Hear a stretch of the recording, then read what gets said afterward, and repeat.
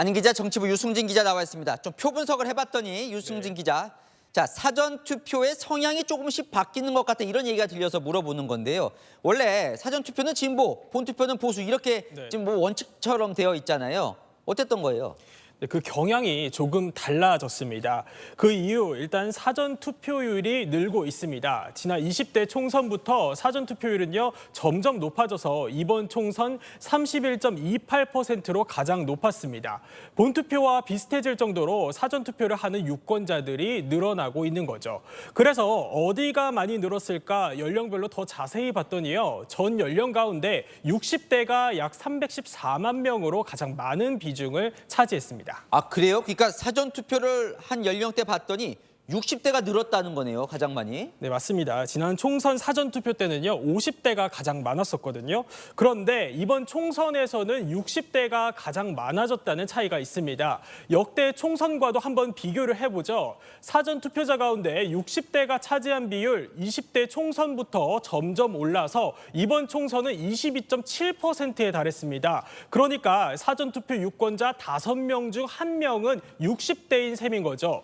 통상 60대는 보수 진영을 지지하는 성향이 강하다는 평가가 많죠. 이 세대가 사전투표율을 견인하면서 진보세가 강했던 사전투표 지형도 달라질 여지가 생긴 거죠.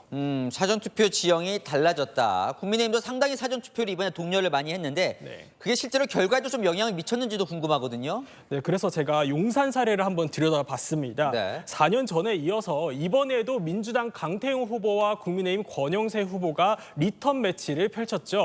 두 번 다 권영세 후보가 이겼지만 사전투표 표심은 강태웅 후보에게 쏠렸는데요. 그 격차가 줄었습니다.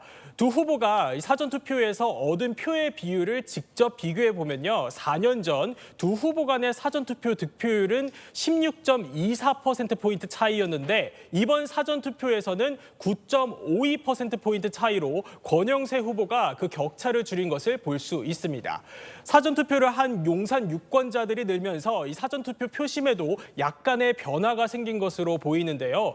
사전투표는 민주당, 본투표는 국민의힘에 유리한 경향은 바뀌지 않더라도 그 격차는 줄어들었을 가능성이 엿보이는 거죠. 그러니까 이 사전투표 하는 사람 그 자체가 늘어나면서 이 방송 3사 출구조사가 결과를 맞추기가 더 어려워진 것 같습니다. 네, 그럴 가능성도 큰 겁니다.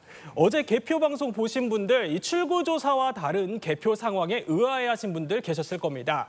서울 동작을 서울 도봉갑, 경기 분당갑 같은 경우는 민주당 후보에게 유리한 것으로 보이는 출구조사 결과가 나왔지만 실제 개표함을 열어보니 국민의힘 후보가 이겼죠. 꽤 큰 격차가 난 곳도 있습니다. 출구조사에서 더불어민주당과 민주연합이 합쳐서 최소 178석에서 최대 197석을 얻을 것으로 봤는데 실제로는 175석으로 그 범위를 벗어났고요. 방송 3사의 출구조사는 선거법상 사전투표 때는 못하게 되어 있거든요. 전화 여론조사로 결과를 보정하긴 하지만 사전투표자가 늘수록 출구조사와 실제 결과의 차이가 더 많이 날 가능성이 있겠죠. 이번 출구조사 이 판세 예측이 빗나간 게 이 때문이 아니냐는 분석도 나옵니다. 들어보니 이 지역구가 워낙 많다 보니까 총선 대선 때와 달리 좀 맞추기가 쉽진 않다 이런 얘기도 하더군요. 네, 안인 기자 유승진 기자였습니다.